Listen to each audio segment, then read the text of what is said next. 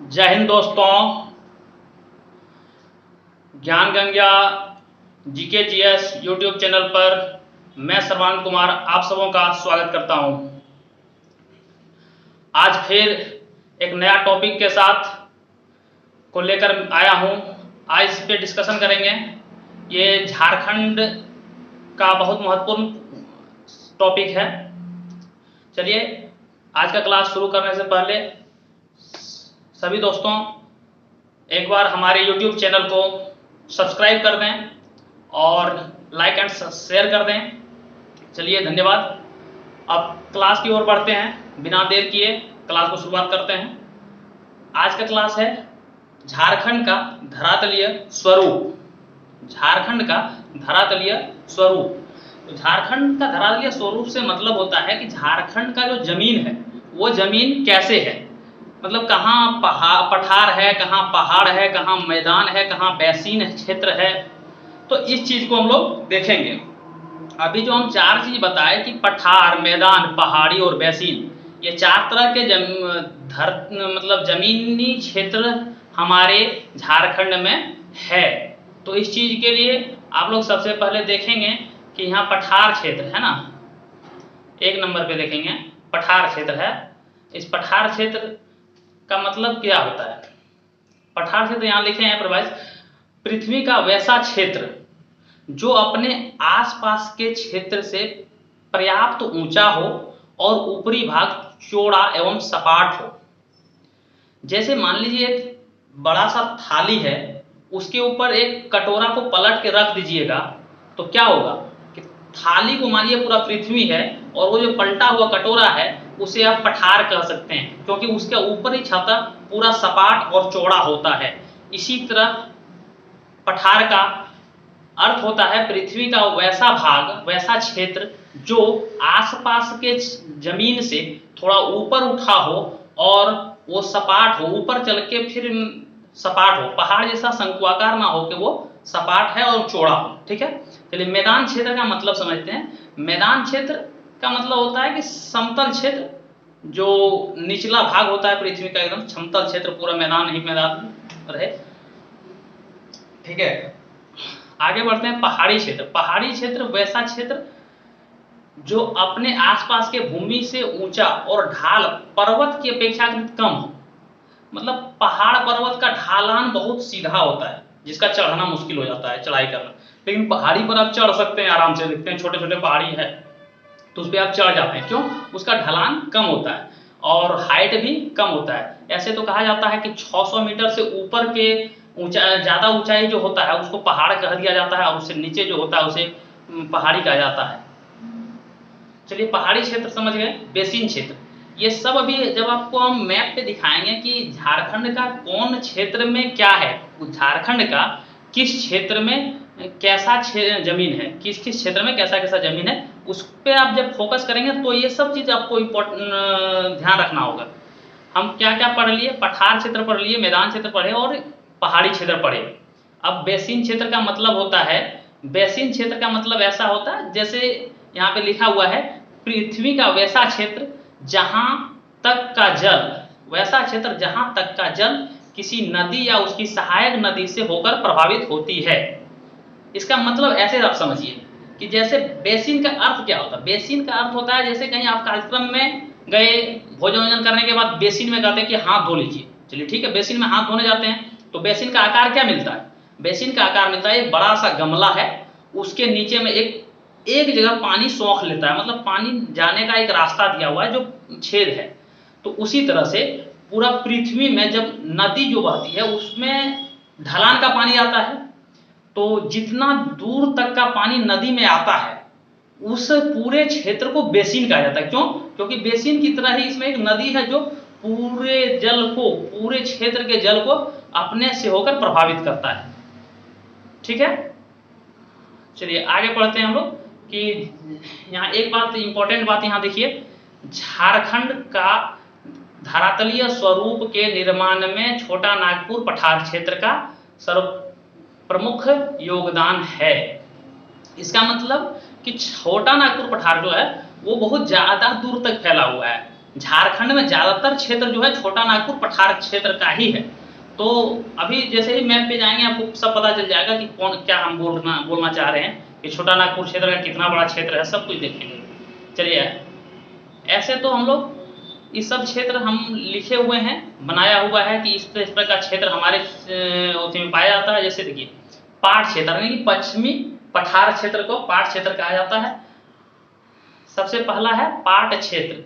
पाट क्षेत्र मतलब हो गया पश्चिमी पठार। देखिए यहाँ मैप पे, अब ये देखिए पाट क्षेत्र आप देख रहे हैं, कल आपको मैप पढ़ाए थे, पिछला वीडियो मेरा देखे होंगे आप। मैप है, मैप में आपको बताए थे ये किस किस क्षेत्र में पाया जाएगा। तो हम पढ़ेंगे पाट क्षेत्र का विस्तार कहाँ कहाँ है। वो है लातेहार, लातेहार इस जगह पर है ना, यहाँ से देखिए ये लातेहार इधर था, ये रांची के बगल में यहाँ से था लोहरदगा, और इस जगह पर था गुमला, था ना। तो ये 3 जिला क्या क्या हो गया, लातेहार, लोहरदगा और गुमला। इस क्षेत्र में कौन सा है पठार, वो पाट क्षेत्र के नाम से जाना जाता है, यानी कि पश्चिमी पठार है। ठीक है, देखिए इसमें दिशा भी बताए थे, ऊपर की ओर उत्तर, नीचे दक्षिण, इधर पश्चिम पूरब, और ये साइड पश्चिम। तो पश्चिम पठार मतलब पश्चिम की ओर जो पठार है झारखंड का, वो पाट क्षेत्र है। ठीक है, पाट क्षेत्र हो गया। आगे देखते हैं दूसरा देखते हैं रांची का पठार। तो रांची का पठार कहाँ है, देखिए इसके बगल में, जस्ट बगल में, गुमला के बगल में जो रांची है, उसी रांची को कहा जाता है रांची का पठार। ध्यान रखेंगे यहाँ एक बात कि रांची और ये जो हजारीबाग का ऊपरी पठार दिख रहा है, ये दोनों एक ही समय में निर्माण हुआ था, लेकिन कालांतर में जब दामोदर नदी का उदय हुआ तो दामोदर नदी इनको 2 भाग में बांट दिया। मतलब इस पूरे पठार को 2 भाग में बांट दिया, वो चीरते हुए बीच से वो ये दामोदर नदी बीच इस तरह से निकलते चला गया। ठीक है, तो इस जगह पर जब दामोदर नदी निकल गया तो आपको बेसिन का अर्थ बताए थे, इधर से पानी गया, इधर से पानी गया, इधर से पानी जाएगा। चलिए बेसिन जब आएंगे तो पढ़ लेंगे, पहले इसको देख लेते हैं रांची का पठार। ये रांची पठार और हजारीबाग पठार दोनों एक ही था, लेकिन उसको कौन अलग किया, वो दामोदर नदी अलग कर दिया। ठीक है, रांची का पठार में कौन कौन सा जिला आता है, उसका विस्तार क्षेत्र क्या है, विस्तार क्षेत्र इसका है रांची और खूंटी। रांची के बगल में एक खूंटी जिला था, तो ये दोनों जिला जो है इनका मुख्यतः रांची का पठार वही दोनों जिला में है। ठीक है, आगे देखिए इस क्षेत्र में जो है बीच बीच में कहीं जमीन, अब ऐसे तो नहीं है कि पूरा एकदम स्टील जैसा, जैसे बताया कटोरा के ऊपर, तो कटोरा ऐसे सपाट तो जमीन नहीं हो सकता है ना, जमीन ऊपर है, लेकिन ऊपर में भी वहां फिर गड्ढा ऊपर तो रहता ही है। तो इस जगह पे जो गड्ढा होता है और ये जो ऊपर होता है, ऐसे जमीन होता है, तो इस गड्ढे को हम लोग कहते हैं दोन वहां पे। ठीक है, इस गड्ढे को क्या कहा जाता है, इस गड्ढे को दोन कहा जाता है। ठीक है,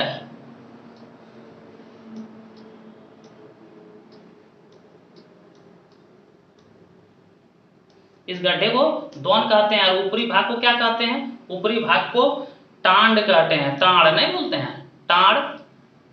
ठीक है,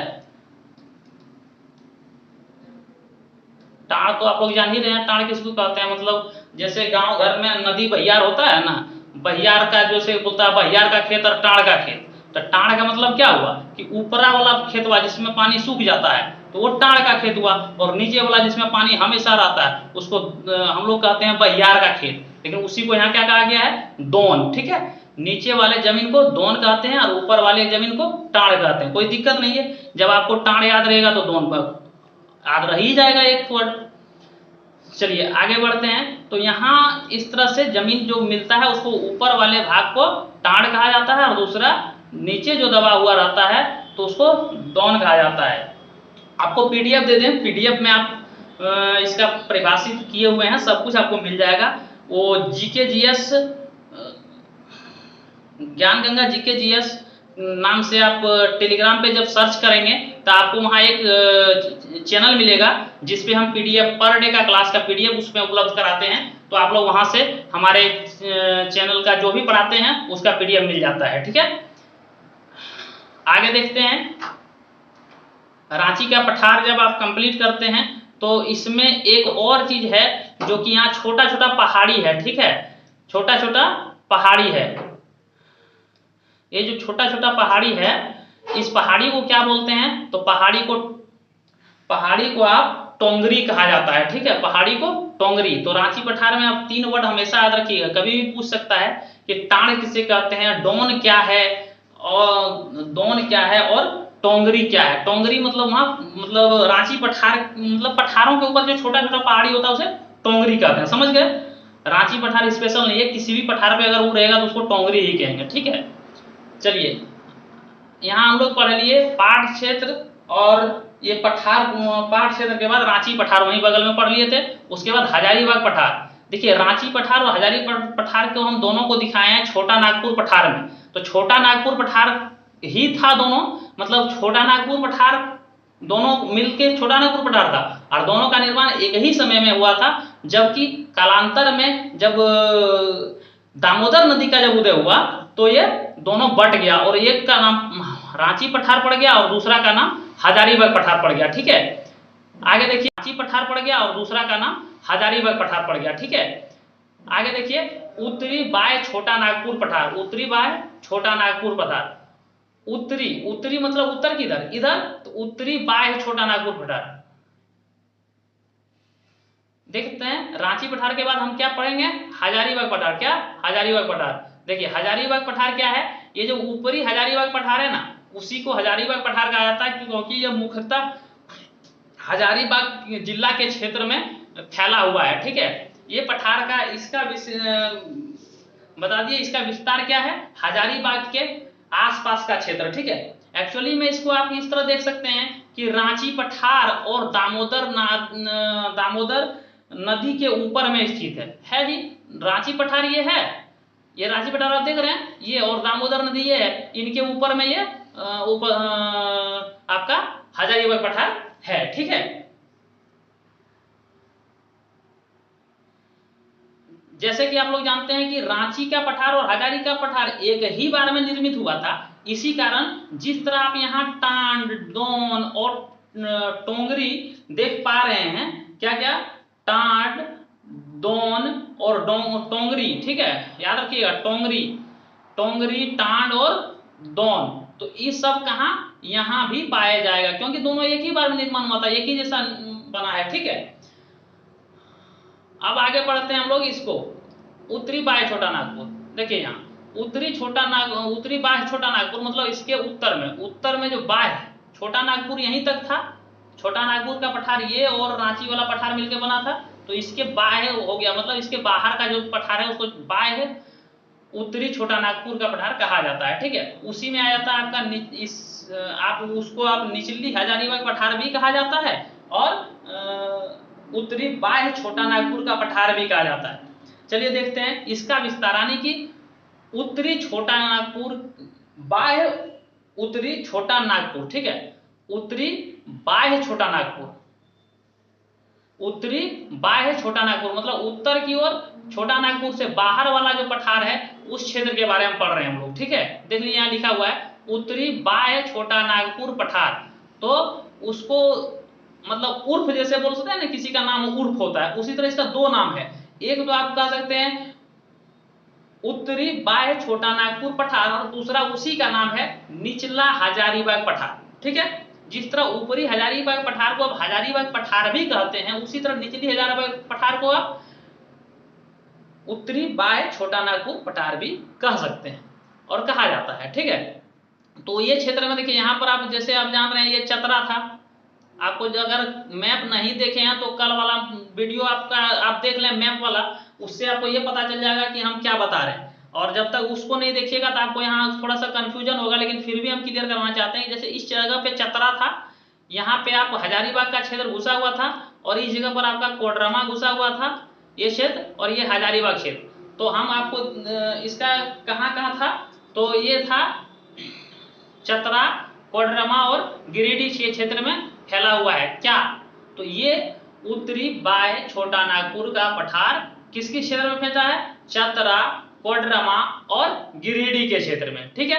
ये देखिए यहाँ पर गिरिडीह, और गिरिडीह के इस जगह पर क्या है, इसी जगह पर आपका पारसनाथ का पहाड़ है। और पारसनाथ का पहाड़ किस पठार पे आता है, सबसे इंपॉर्टेंट क्वेश्चन आप नोट करिएगा, उत्तरी बाह्य उत्तरी छोटा नागपुर पठार का,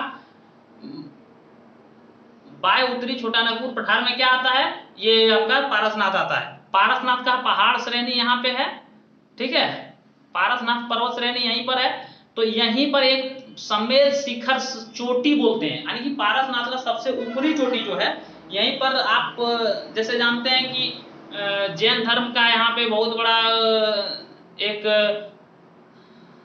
धार्मिक स्थल है, ठीक है, जिसको भगवान पार्श्वनाथ जी के यहाँ पे उठी हुआ था। तो इस जगह पर आप क्या जान गए कि सम्मेद शिखर चोटी है, ठीक है। सम्मेद शिखर चोटी की हाइट आप नोट कर लीजिएगा 1365 मीटर, 1365 मीटर, या फिर आप अगर फीट में पूछा तो वो भी याद कर लीजिए 4478 फीट, 4478 फीट। ये क्या है, ये है सम्मेद शिखर, यानी कि पारसनाथ की सबसे ऊपरी चोटी की ऊंचाई, ठीक है। चलिए एक चीज और यहाँ नोट करने लायक है कि पारसनाथ का पहाड़ जो है वो पायरोक्सिन ग्रेनाइट से निर्मित है, माना जाता है, ऐसा माना जाता है कि पारसनाथ का पहाड़ जो है वो पायरोक्सिन ग्रेनाइट से निर्मित माना जाता है, ठीक है। इस क्षेत्र में आप पढ़ लिए। अब अगला पढ़ते हैं हम लोग दक्षिण बाह्य छोटा नागपुर पठार। दक्षिण बाह्य मतलब ऊपर वाला उत्तर होता है, नीचे वाला दक्षिण, तो दक्षिण में सब पढ़ लेंगे। तो देखिए दक्षिण छोटा नागपुर पठार में क्या क्या आता है, सिमडेगा, इधर सरायकेला खरसावां इस जगह पर है ना, पता है कि नहीं, इस जगह पर सरायकेला खरसावां है, इस जगह पर सिमडेगा है। तो सिमडेगा और ये दोनों जुड़ा हुआ है ये पठार में ही। और ये कहाँ तक घुस जाता है, ये पूर्वी सिंहभूम, जिसको आप लोग किस नाम से अभी जाना जाता है, पूर्वी सिंहभूम को टाटा जमशेदपुर जिसे जानते हैं आप लोग, वही क्षेत्र में। ये पूरा क्षेत्र क्या है, दक्षिणी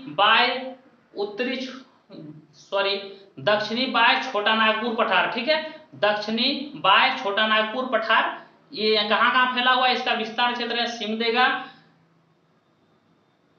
सिमदेगा, सरायकेला खरसावां और पूर्वी सिंहभूम तक फैला हुआ है।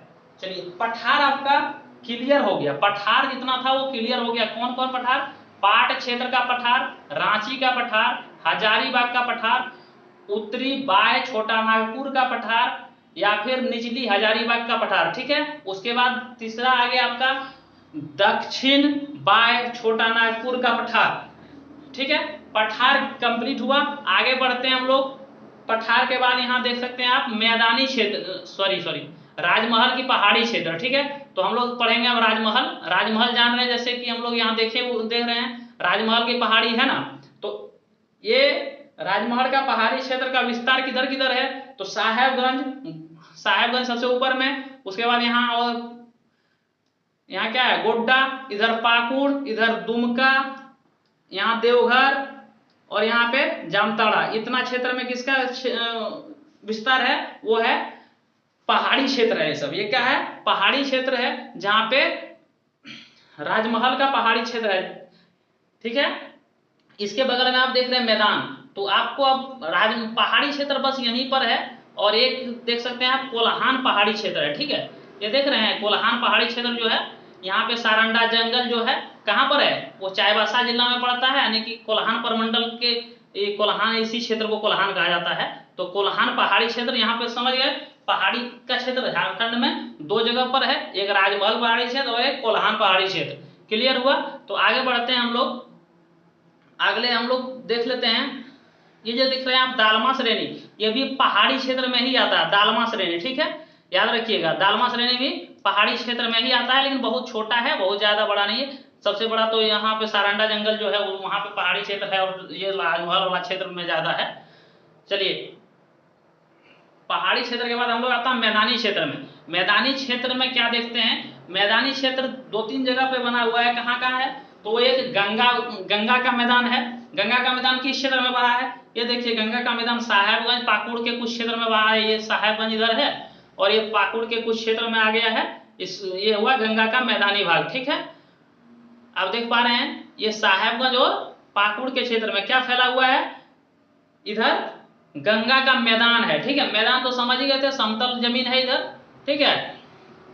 और कहाँ मैदान है, यहाँ देखिए आप थोड़ा सा रांची का कुछ क्षेत्र और यहाँ पे कुछ क्षेत्र है सरायकला खरसावां का मुख्यतः, और थोड़ा सा ये वाला क्षेत्र है आपका पंचपरगनिया का मैदान, ठीक है। पंचपरगना का मैदान, पंचपरगना का मैदान कहाँ पर है, तो वो है रांची, सरायकेला खरसावां और पूर्वी सिंहभूम के कुछ क्षेत्र, ठीक है। ये तीनों मिलके यहाँ पे मैदानी क्षेत्र है ये जो पंचपरगनिया का मैदान है। और ये देखिए चाईबासा का मैदान जो है वो चाईबासा जिले में है, ठीक है। मुख्यतः ये चाईबासा में पाया जाता है, ये देख रहे हैं आप चाईबासा का मैदान। चलिए आगे हम लोग पढ़ते हैं बेसिन क्षेत्र, ठीक है। बेसिन क्षेत्र क्या है, चलिए देखते हैं। बेसिन क्षेत्र क्या है, ये तो आप पढ़ लिए थे, यहीं पर क्या पढ़े थे कि बेसिन क्षेत्र वैसा क्षेत्र जहां तक का जल किसी नदी या सहायक नदी होकर प्रभावित होता है उस क्षेत्र को बेसिन क्षेत्र कहते हैं। तो ऑब्वियसली बात है कि वहां नदी जहां बहेगा वहीं पर बेसिन क्षेत्र होगा। तो यहाँ पे झारखंड में वैसा 2 स्थान पर है, एक देखिए दामोदर, और यहाँ से दामोदर, इधर बड़ाकर नदी आया है, इधर से बड़ाकर नदी आया है, तो दोनों मिलके इस जगह पर क्या बना है, यहाँ दामोदर बड़ाकर बेसिन क्षेत्र है, ठीक है। ये देखिए इधर से ढलान है, इधर से ढलान है, इधर से ढलान है, ये सब पानी कहाँ आता है, ये सब पानी जो है सो दामोदर नदी में मिलता है, इधर बड़ाकर नदी में भी मिल जाता है, और सब मिलके क्या करता है, ये मुख्यतः कौन कौन क्षेत्र में हो गया आपका बोकारो और धनबाद का कुछ क्षेत्र में इस बेसिन क्षेत्र पाया जाता है। कौन सा, दामोदर बड़ाकर बेसिन, ठीक है। दामोदर बड़ाकर बेसिन क्षेत्र कौन सा हुआ, धनबाद और बोकारो क्षेत्र में, ठीक है। अब जब आप हम लोग ये पढ़ लिए तो अगला पढ़ते हैं उत्तरी कोयल नदी। देखिए यहाँ से जो है ना ढलान इस तरफ है, ढलान इस तरफ है जिधर हम दिखाए, ढलान यहाँ से उत्तर की ओर, इधर फिर एक आता है कोसी नदी जिसमें कि सब मिल जाता है, कोसी में जाके ये मिल जाता है आपका उत्तरी कोयल नदी जो कि यहीं से शुरुआत होता है। तो इस सब क्षेत्र का जो पानी है, इस सब क्षेत्र का पानी ये कौन ले जाता है, ये उत्तर बेसिन नदी उत्तर कोयल नदी जो है, उत्तर कोयल नदी यहाँ से ले जाता है, इसलिए इस क्षेत्र का नाम क्या पड़ा, उत्तरी कोयल बेसिन, ठीक है। बेसिन का मतलब तो समझ ही रहे ना, इसीलिए बोले कि इस क्षेत्र पलामू और गढ़वा का पूरा पानी किस में जाता है, उत्तर कोयल नदी में, उत्तरी कोयल नदी में जाता है, इसलिए इसको क्या बोलते हैं, उत्तरी कोयल बेसिन क्षेत्र, ठीक है दोस्तों। चलिए बेसिन समझ गए आप लोग, अभी तक जो समझ गए ये पूरा झारखंड का जो जमीनी क्षेत्र था, जमीन कैसा कैसा कहाँ कहाँ था, ये आप लोग समझ चुके हैं। अब हम लोग अगले नेक्स्ट वीडियो में आएंगे नदी को लेके। अब जब आप पहाड़ पर्वत आप समझ गए कि धरती कहाँ ऊपर है और कहाँ नीचू है, जब आप जान रहे हैं कि ऊपर और नीचे, तो आपको आसानी होगा ये समझने में कि नदी किधर बहती है। नदी, अब आप दिमाग लगा लीजिएगा कि नदी जब भी बहेगा ऊपर तो जाएगा नहीं, उसको जो नीचे वाला क्षेत्र है उधरे से बहेगा। इसका मतलब अगर यहाँ से उद्गम स्थल है रांची के पठार में, तो ये कहीं ना कहीं तो इधरे लुढ़केगा या इधर लुढ़क के पानी जाएगा। तो इस सब जो है नदी जब पढ़ेंगे तो आपको क्लियर हो जाएगा, ठीक है। बहुत इधर उधर हो गया लेकिन आप लोग समझते चले गए, हम बताते चले गए। अब आपको फ्रेश पीडीएफ वहां पे मिल जाएगा, आप लोग ले सकते हैं। और टेलीग्राम चैनल ज्ञान गंगा जीके जीएस के नाम पे सर्च करके आप पीडीएफ वहां से ले लीजिएगा। आगे देखते हैं, इससे एक सबसे इम्पोर्टेंट चीज आप लोग याद रखिएगा कि ये जो धरातलीय स्वरूप है ये कैसे बना था। इसमें हम लोग जिस तरह प्रकार से जानते हैं कि झारखंड का भी क्षेत्र पहले समतल ही था, जिस तरह अभी आप पढ़े, कहीं पहाड़ी, कहीं पठार, कहीं मैदानी, कहीं पाट क्षेत्र है, तो कहीं बेसिन क्षेत्र है, मतलब ढलान वाला क्षेत्र है। तो ये सब जो क्षेत्र आप पढ़े अभी, इसके पहले हम लोग जैसे नहीं जानते हैं, लेकिन ये बहुत दिन पुरानी की बात है कि पूरा झारखंड जो था वो समतल ही था। लेकिन क्या हुआ कि क्रीटेशियस और इयोसीन युग में, क्रीटेशियस और इयोसीन युग में लावा का उद्गार हुआ। लावा फटता है, जान ही रहे हैं, लावा का जब उद्गार हुआ जिस कारण झारखंड के इस क्षेत्र में नीस और बेसाल्ट की परत चढ़ गया, ठीक है, और नीस और बेसाल्ट का परत चढ़ गया जो कालांतर में मौसमी प्रभाव के कारण बॉक्साइट और लिग्नाइट में बदल गया। बहुत दिन जब ही मतलब बेसाल्ट और नीस का जो परत चढ़ गया था लावा के माध्यम से, तो बहुत दिन के बाद वो क्या हुआ, लिग्नाइट मतलब कोयला बन गया, और बॉक्साइट मतलब एक अयस्क होता है जो जिसमें एल्यूमिनियम की मात्रा ज्यादा मात्रा में पाया जाता है। एल्यूमिनियम का अयस्क हम लोग बॉक्साइट को बोलते हैं। ठीक है, चलिए आज का क्लास खत्म करते हैं, समाप्त करते हैं। जय हिंद दोस्तों। अगर आप हमारे YouTube वीडियो चैनल पर न्यू हैं तो प्लीज चैनल को सब्सक्राइब जरूर करें और यथासंभव शेयर और लाइक करें। धन्यवाद।